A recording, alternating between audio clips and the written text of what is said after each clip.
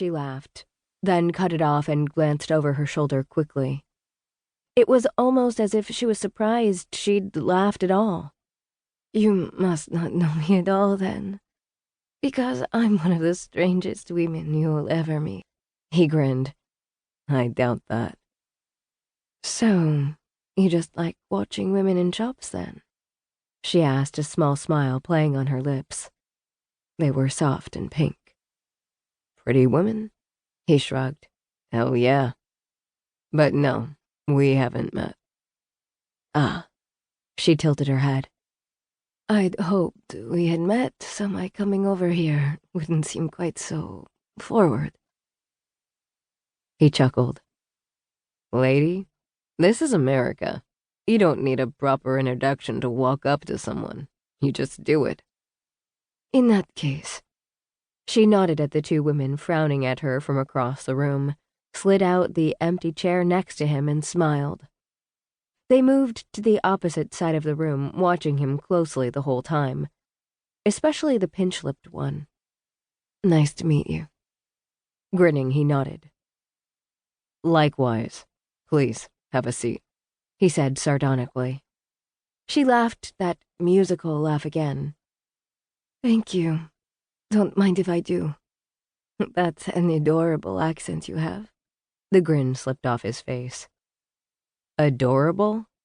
Adorable was for tiny puppies and little orange kittens that chased their own tails. He'd never once been described as adorable. I don't have an accent at all. She smiled. Not to you, but for me? It's quite unique. As is yours, he said. After taking a sip of coffee, he motioned the barista over. Not quite British, but almost French. Pursing her lips, she said, Close enough. So she wouldn't tell him where she was from. She got an A+ for secrecy.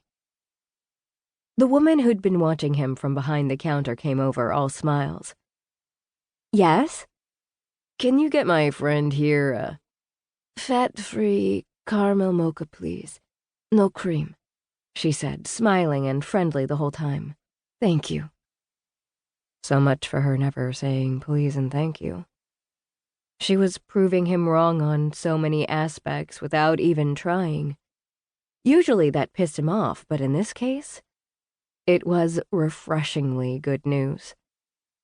Living dangerously, I see, he murmured. Who doesn't get whipped cream?